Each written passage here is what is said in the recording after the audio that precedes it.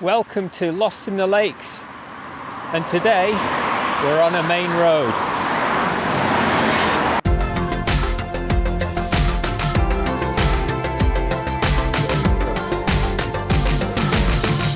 AccuWeather rain, and it's going to rain up until 9 o'clock tonight now. Wren Crag. We were going to try and hop over this stile, but there's no bloody stile, look at that. So we're going to try and get through this gate. Right, we're going to have to launch over here.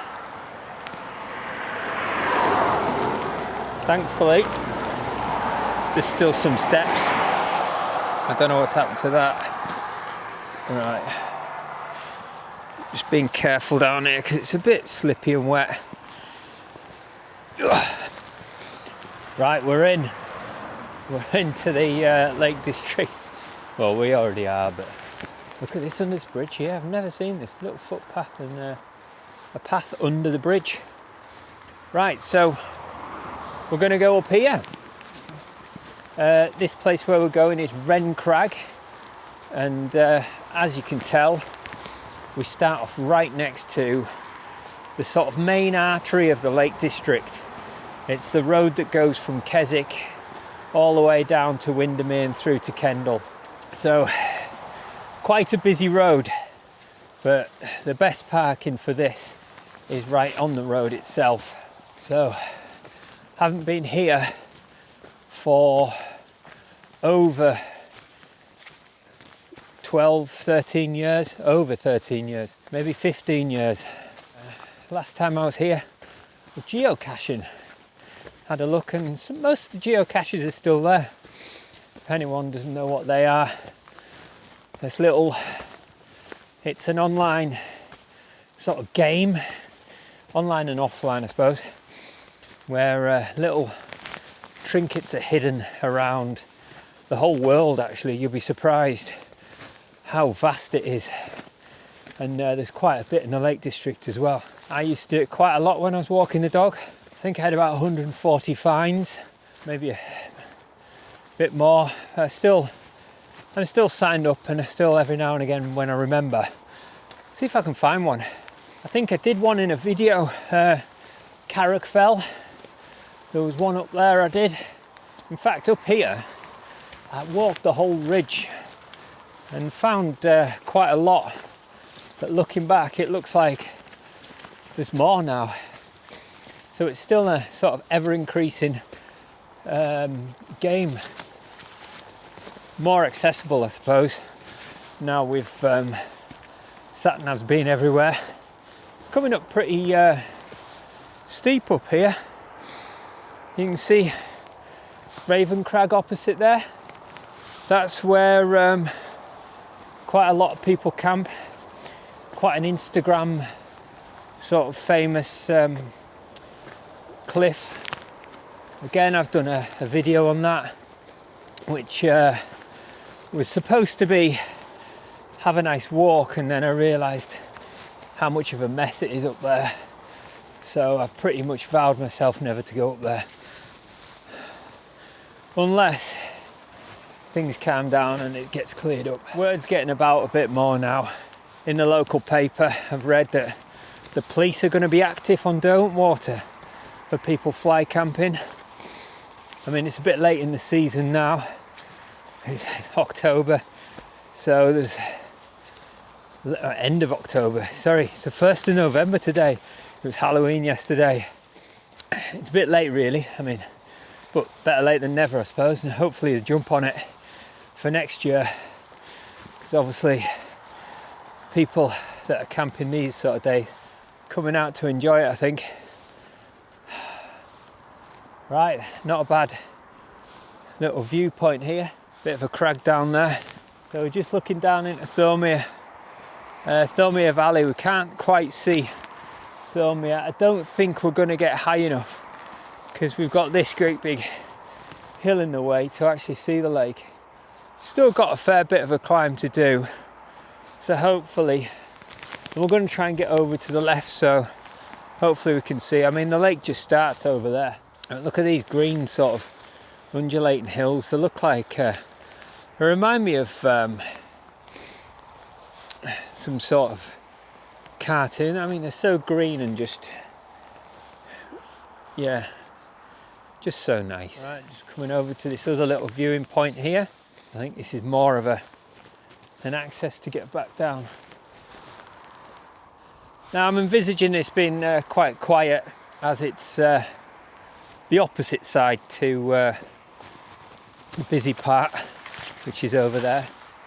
And I've done high rig a couple of times, so it's the same range as this, except we're on the sort of south side, more into the Thirlmere Valley, looking towards Thirlmere, rather than looking back up towards Keswick. Yeah, the wind's died down a little bit. It got quite windy today. We had a few gusts, and I think the forecast is for a little bit of wind tonight. So again, brought the solo out. It's my tried and tested, trusted tent. I've actually bought 6 more Y pegs, the MSR ones.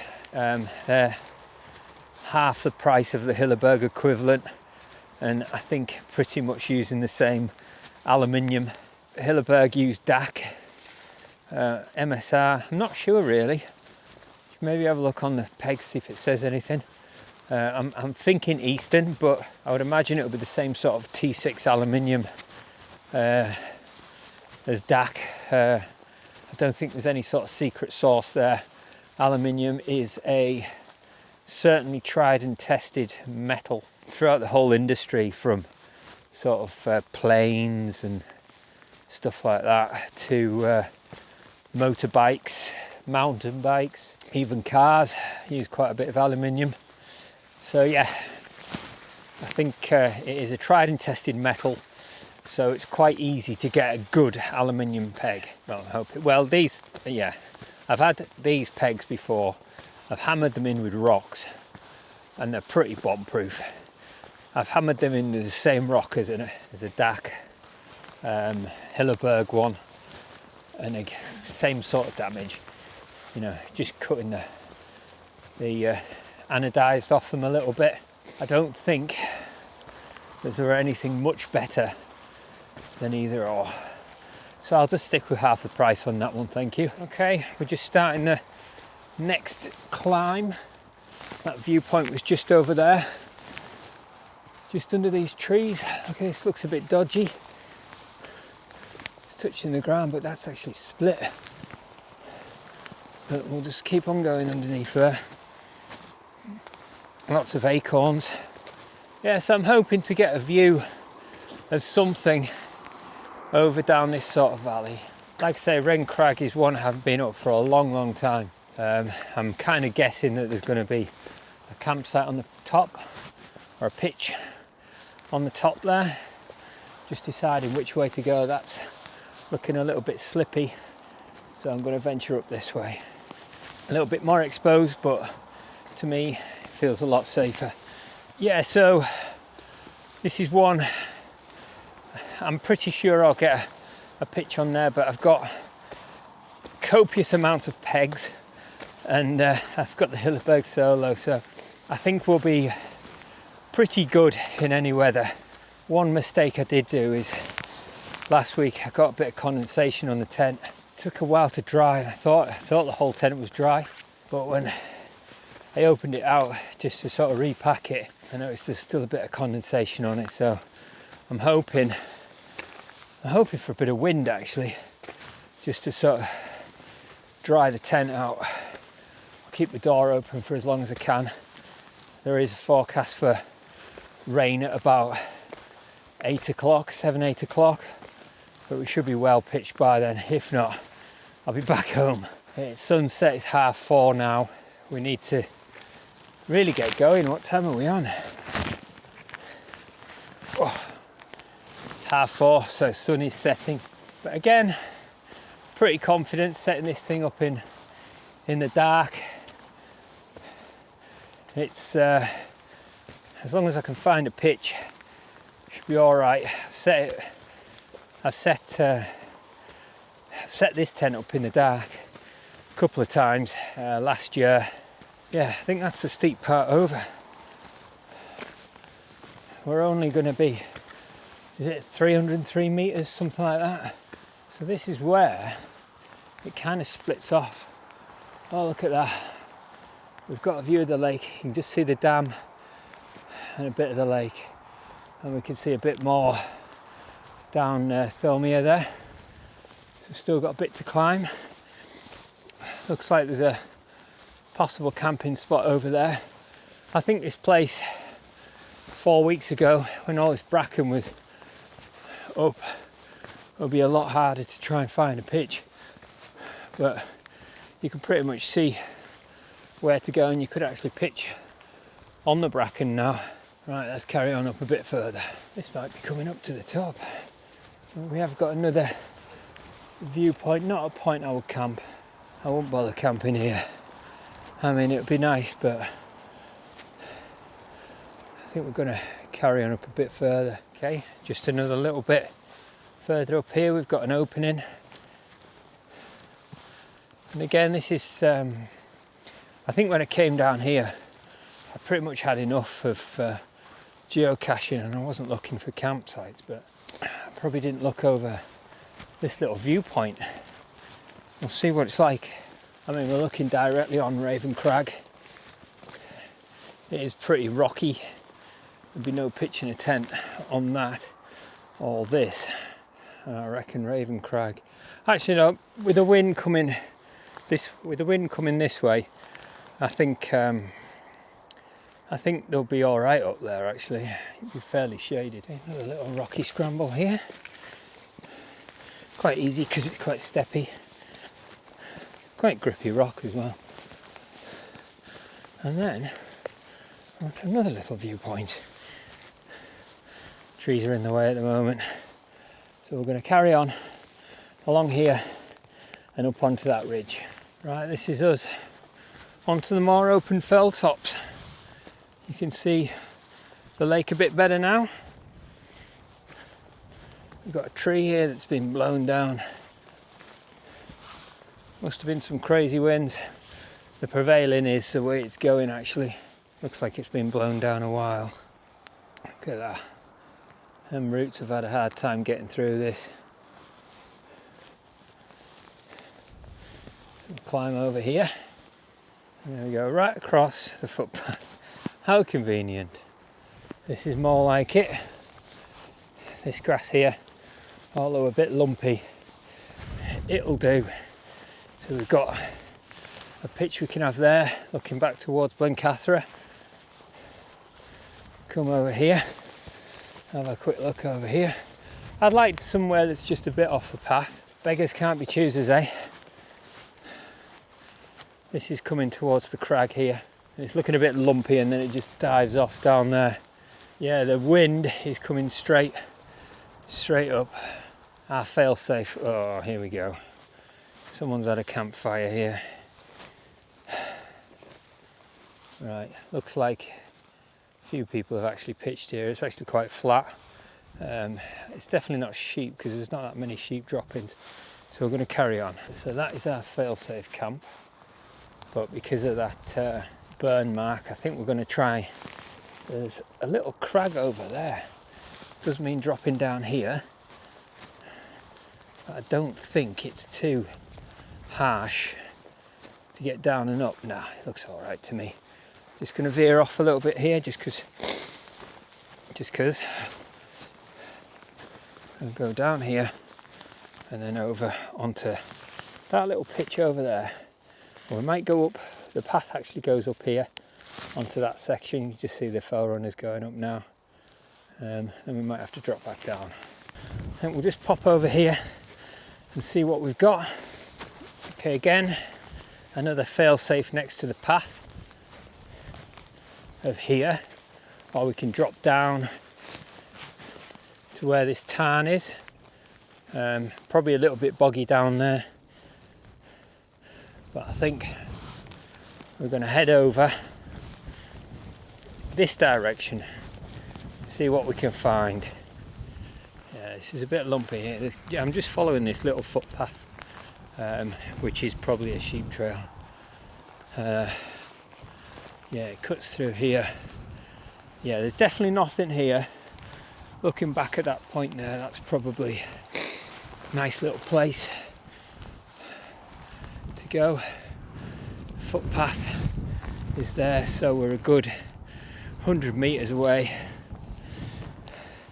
Like I say, we're in view, but I think we're good for tonight.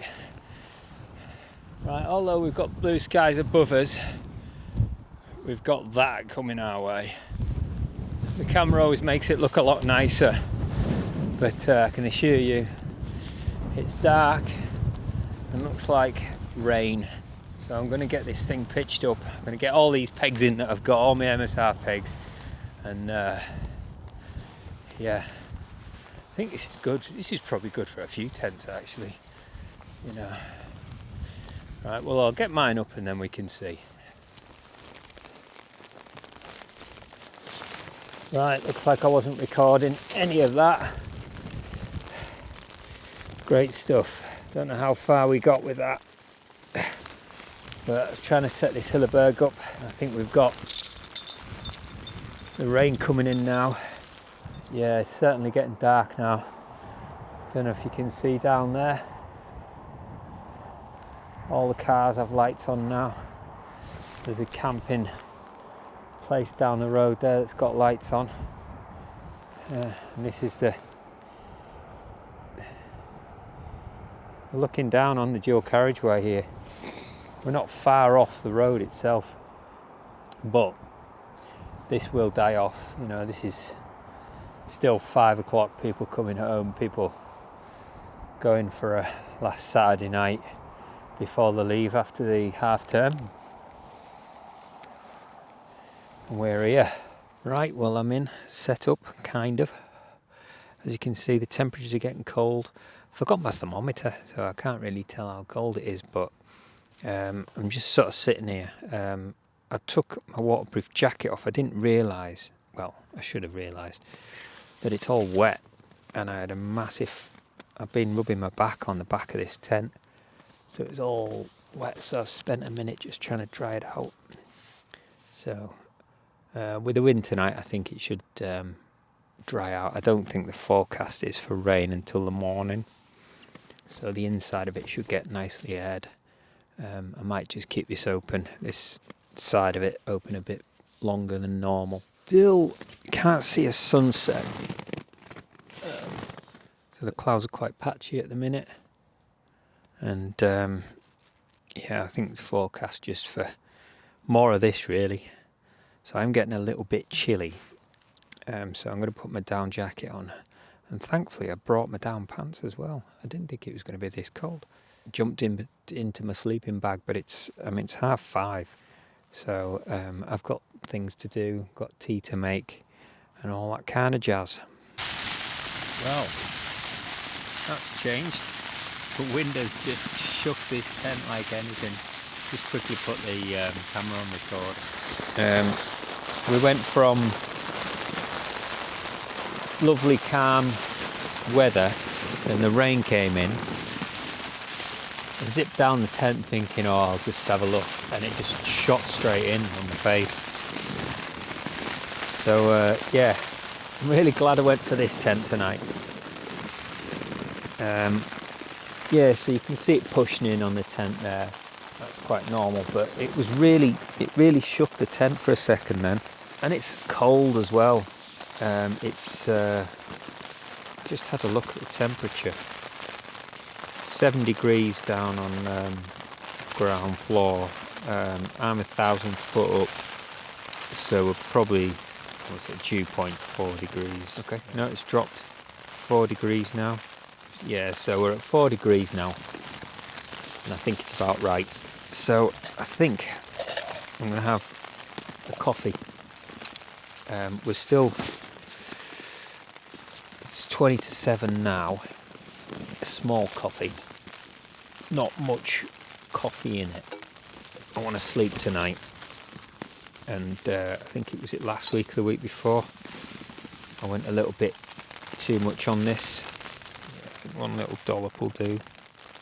The only thing is I'm going to have to let this down a bit just to get a bit of wind going. I think I'm going to keep hold of this pan. Right. The trouble is, when I've got the light shining here, I can't really see. Looking for my lid.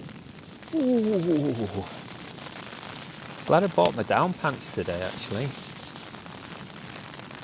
I am thinking of upgrading these because when you put them on, there's nothing really to, to get them to puff out. You can't, you've got to have your legs straight or stood up or something. So there's not really, there's nothing there, it's sort of straight on my knees. You can see how shiny they are as well. If you compare it to this and how puffy that is. So they're only really good if your sort of legs are straight. Right, this is starting to boil now. Now I need to stir it. I'm just looking into the abyss here, I can't see anything. Let's use the phone. Yeah, it's starting to mix in a bit now. Well, it started raining again. I thought it was going to be clear, but I've had a quick look at the AccuWeather rain, and it's going to rain up until 9 o'clock tonight now. And also the wind's going to pick up, so not massively, but that was at least 30 mile an hour, that sort of blast that came through and shook the tent. So yeah, it's showing at the moment gusts of 15 mile an hour, and then it goes up to gusts of maximum 25, so an extra 10 mile an hour. So if that was 30 mile an hour hitting us, the percentage is going to be 50 maximum up here. Yeah, so on ground level it's going to be that sort of wind, but famously this area gets the wind really bad compared to the rest of the... I've been in this valley down on ground level and it's been super windy and things have got really bad, and Keswick had nothing. So I think the way this valley sort of, you got the lake and then it comes in, and I'm on one of them hills that bring it in, so, and I'm on the edge, so I am going to get some blasts of wind, I think. So, but now nothing at all. Before yeah, it was getting quite bad. Just put the hood up as well, and what a difference it makes with the heat. I've obviously got double hoods here. I've got the Arc'teryx Proton, and then I've got the Cerium on top. So I'm toasty warm now. Too hot, but I know that my lower half is quite cold, so I'm going to heat my head up and just make sure that keeps warm, and obviously drink the warm coffee. After the coffee, I've got another one of these 1,000 calorie expedition foods, and I do like this vegan mushroom risotto. It's got a good taste to it, so I've got this for tonight. I think next week I'm going to have a chili con carne or something like that. But yeah, all's good. All's good in the hood, all's good in the tent. Right, I'm going to finish this off.